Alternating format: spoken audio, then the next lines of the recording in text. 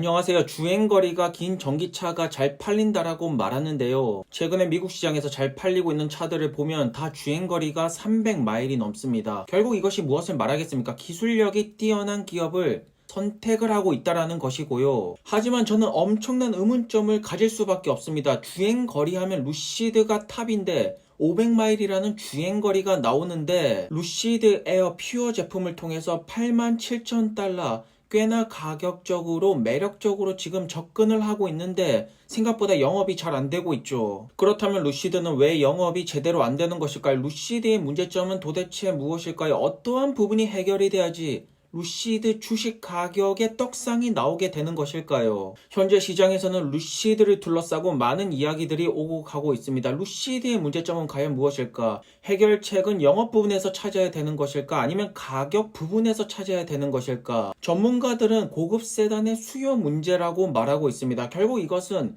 문제점을 매크로 시장에다가 던지는 것인데요. 그래요. 그렇다면 시장이 현재 문제라고 칩시다. 아무래도 경기 침체 우려가 지금 들어오고 있고 고급 세단 부분 루시드뿐만 아니라 현재 많은 기업들이 어려움을 겪고 있지 않습니까? 그렇다고 하더라도 루시드는 신생 기업인데 영업 부분에서 뭔가 두드러지는 모습이 나와야겠죠. 하지만 현재 많은 분들께서 또다시 언급하는 부분이 가격입니다. 가격을 떨어뜨려야 된다. 결국 루시드는 가격을 떨어뜨리는 정책으로 갈 거라고 많은 분들께서 예상을 하고 계시는데요. 그렇다면 루시드가 가격을 떨어뜨린다. 어디까지가 마지노선으로 떨어뜨릴 수가 있다라고 보십니까? 루시드는 럭셔리 브랜드입니다. 떨어뜨린 데는 분명히 한계점이 존재를 합니다. 테슬라가 최근에 세금 혜택을 받으면서 테슬라 모델 3 가격이 무려 39,990달러 4만 달러입니다. 이 정도면 거의 저가형의 종착역이 아닐까라는 생각이 드는데요. 루시드가 아무리 스케이트보드 플랫폼에 줄이고 하더라도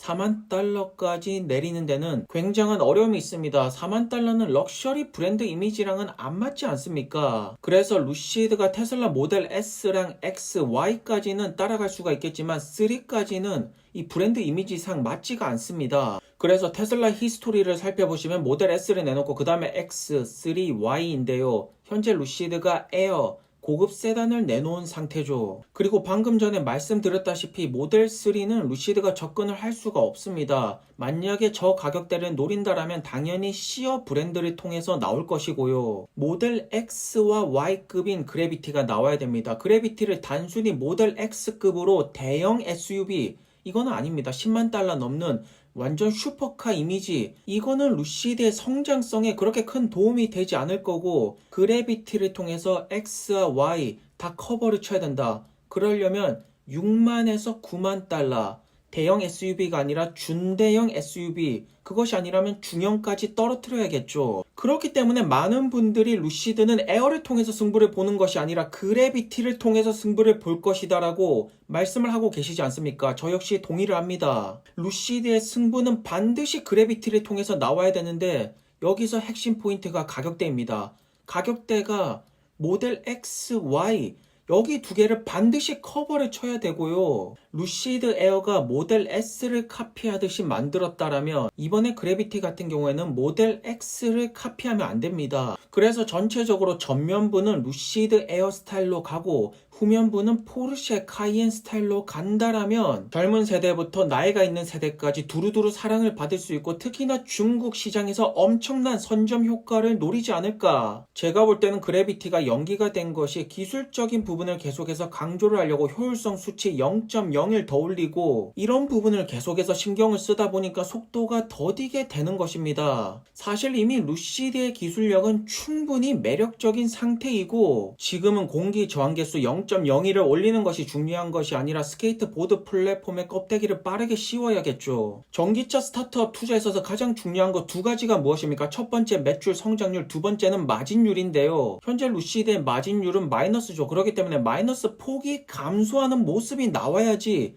주식의 떡상이 나오게 되는 것입니다. 자, 그렇다면 예약 취소가 어느 정도 나왔다라는 것은 팩트이고요. 사우디에서 그 물량들을 그대로 구매를 하고 있죠. 그래서 CFO 셰리 누님께서 뭐라고 말씀하셨습니까? 1분기는 부진할 것이다. 하지만 2분기 때 중동 쪽으로 루시드 에어 딜리버리가 많이 간다라고 말하지 않습니까? 하지만 언제까지고 사우디가 계속해서 커버를 쳐줄 수 있는 것은 아닙니다. 현재 루시드 에어 스케이트보드 플랫폼은 완성이 되어 있습니다. 모듈 배터리 패키지, 결국 여기에 껍데기 씌우는 거, 사이즈를 조금 조정하는 거, 충분히 빠르게 넘어갈 수 있는데 피터 형께서 기술적인 부분 숫자에 집착을 하면서 속도가 조금 더디어지는 것이 아닐까, 저는 이런 부분이 염려가 된다라는 것이고, 현재 루시드에게 가장 중요한 것은 포트폴리오 개수를 늘려야 됩니다. 벤츠가 되었던 테슬라가 되었던 포르쉐가 되었던 고급 세단만 파는 것이 아니지 않습니까? 포트폴리오가 다양하기 때문에 더욱더 큰 매출을 일으키는 것이고요. 그래서 루시드 에어만 자꾸 계속해서 늘어지면 안 됩니다. 시장의 반응을 살피고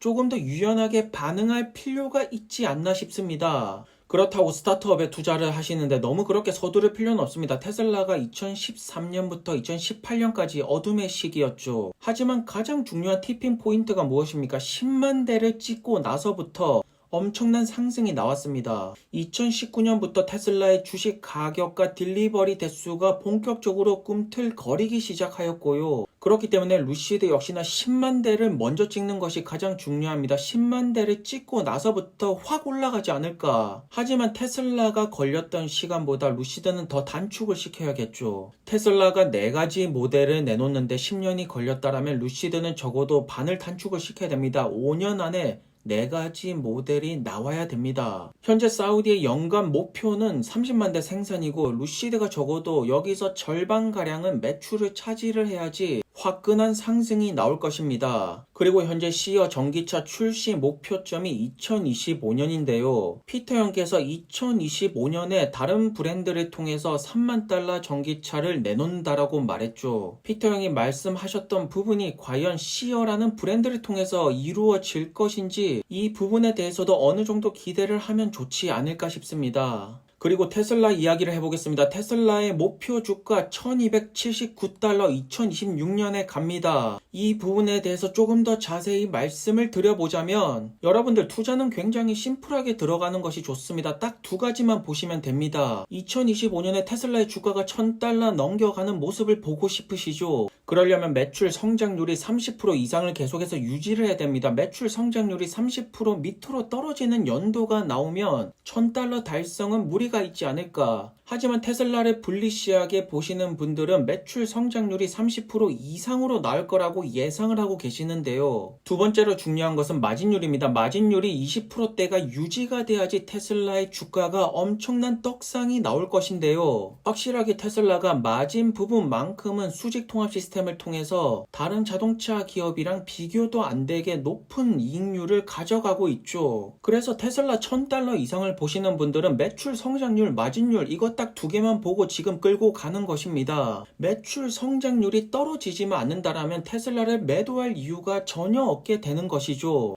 그렇다면 테슬라의 불 케이스 말고 베어 케이스로 보는 입장도 당연히 보셔야 될 것인데요. 역시나 이 부분도 마찬가지입니다. 마진율이 20% 밑으로 떨어질 때, 매출 성장률이 20% 밑으로 떨어질 때 테슬라 주식 가격의 떡상은 멀어지게 될 것이고 1000달러 역시나 멀어지게 될 것입니다. 그래서 테슬라가 매출 성장률을 계속해서 올리기 위해서 사이버 트럭도 준비를 하고 있고 세미 트럭도 판매를 하면서 포트폴리오를 다양화시키고 있죠. 기가 멕시코를 통해서 더욱더 물량을 폭발시키려고 결국 모든 것의 초점은 매출 성장률을 떨어뜨리지 않기 위한 테슬라의 전략인데요. 여기서 현재 가장 큰 리스크로 꼽고 있는 것이 마진율입니다. 이제 테슬라의 1분기 실적 발표가 남아 있습니다. 테슬라의 매출이 비트를 칠 것인가 미스를 칠 것인가 여러가지 예상들이 나오고 있지 않습니까? 그리고 투자자 여러분들이 가장 중요하게 생각하는 것은 다른 거 아닙니다. 마진율이 플러스 20%,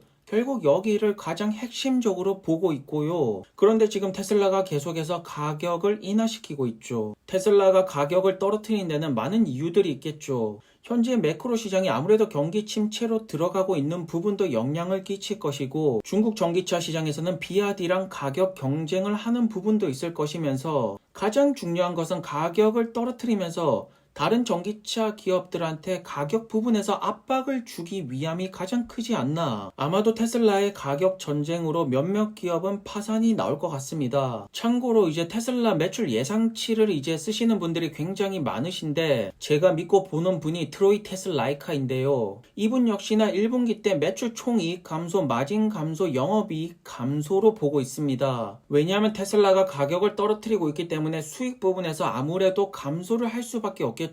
테슬라 같은 경우에는 수익 부분이 떨어지더라도 다른 전기차 기업들한테 계속해서 압박을 넣겠다라는 전략을 취하고 있는데요. 그래서 트로이 테슬라이크 이분도 이번 연도 같은 경우에는 173만 대 굉장히 보수적으로 현재 보고 있습니다. 우선 제가 생각하는 테슬라의 최대 강점은 생산 기술력입니다. 부품부터 모든 것들을 최소화시키면서 원가를 엄청나게 떨어뜨리고 있지 않습니까? 그렇기 때문에 테슬라처럼 성공하는 전기차 기업이 나오려면 결국에는 원가를 절감시켜야 된다. 수직 통합 시스템이 아닌 기업은 의미가 없다라는 것입니다. 그래서 제너럴 모터스도 세금 혜택을 받는데 전혀 위협적이지 않죠. 사람들도 별로 관심을 안 가지고 있습니다. 제너럴 모터스가 계속해서 매출을 일으키고 전기차를 판다라고 해서 수익을 일으킬 수 있는 구조인가? 결국 여기서부터 의문점이 들어가기 때문에 사람들은 많은 관심을 가지지 않게 되는 것이고요. 그리고 전기차 시장에서는 존재감이 굉장히 미비한 토요타, 렉서스,